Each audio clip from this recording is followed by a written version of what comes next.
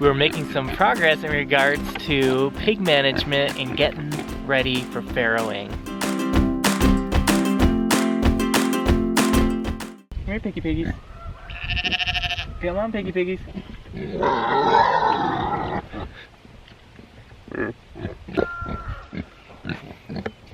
If you can see down here, you can tell that this pig is going to be farrowing soon.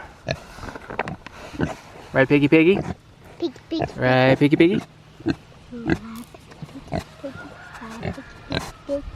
This one here is even further along. Definitely on her way with milk production there. I have no idea when they're gonna farrow, but every day they seem to get a little bit bigger, and I keep thinking, what? Is he laughing? It's getting loud. Every day I keep thinking, is it gonna be today? Is it gonna be tomorrow? I don't know. But it's gonna be soon. That one on the left, she's just big. She is bulging. She's gotta be getting ready to go soon. So in preparation for farrowing, I've looked into what I need to do to create a conducive and healthy environment for piglets. Folks who are raising pigs out on pasture are typically using farrowing huts or farrowing arks, as they use in Britain. So I've looked into some designs, and I went ahead and tried to imitate building one of them. I've built one out of two so far. But before we get into the farrowing huts further, let me talk to you about the waterers. Initially, I was using a pan like this for putting their water in. I bought a barrel and I was going to put the nipple water into that, but I bought the wrong kind of barrel and it wasn't working for what I wanted it to do. So I was just using this for a while and it worked fine. It's only started getting warm in the last few days here, and up until then it's been pretty cool, so the pigs have not felt a need to create a wallow, so they've been respectful of their water pan. They just left it and would drink out of it, and there were no problems. The last couple days it's been warmer and they've taken to making wallows with their water.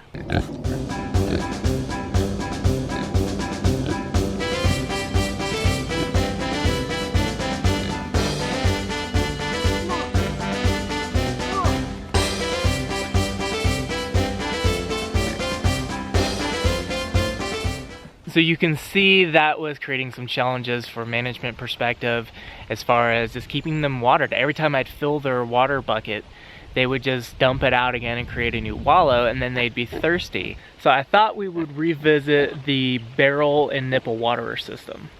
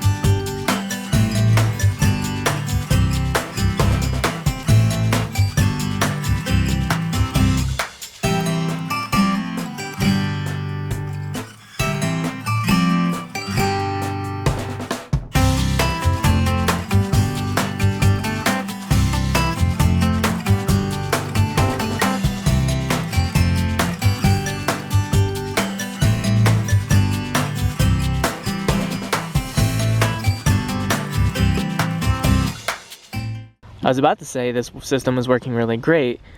I don't know if you can see on the video here, but there's water draining down here. I turned this, thinking was this right here that needed to be tightened, but I think it's back here, so I'm gonna need to get a wrench and tighten that up. But overall, I really like this system. You might be wondering why I put the waterer nipple up this high. Originally, I was thinking of having it down here. That way I'd have to fill the waterer less. But my friend David from the Hardneck Homestead, he recommended, based on a YouTube video he saw, I don't know who to credit with the video, but he recommended having it up here, up higher. When the water is at its lowest point, which would be right here, there would still be enough water weight in the barrel to where the pigs will not be able to knock it over. Of course, I have it bungeed, and that coupled with that amount of weight in there, these little pigs are not going to be pushing this barrel over. All right, now for the farrowing hut.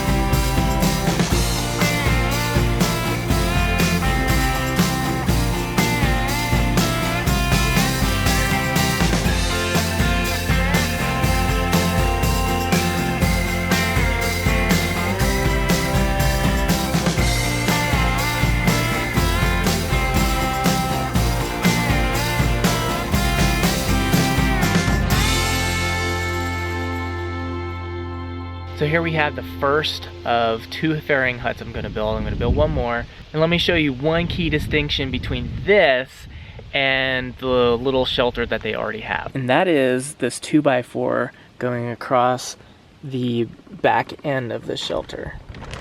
This provides a space for the piglets to get to where they can huddle up and get warm and all that, but be protected by that 2x4 from their mom rolling over on them. The sow can get on the other side of the 2x4 and have her nipples coming up under this 2x4. Piglets can nurse and not be in danger of being crushed by the mom.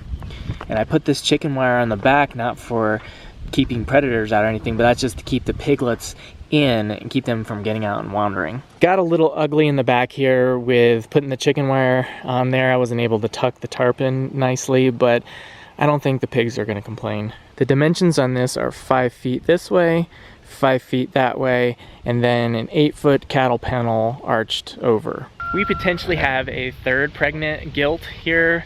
Not really sure entirely. I can say with confidence 2 of them are. My plan is to take a hog panel and divide their corral in half, leave one shelter over there. I'm going to set up another waterer on this side and put 2 of the farrowing huts on this side.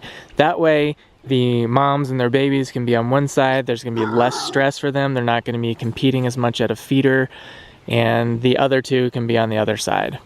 So stay tuned to the Grass Fed Homestead YouTube channel because piglets are imminent.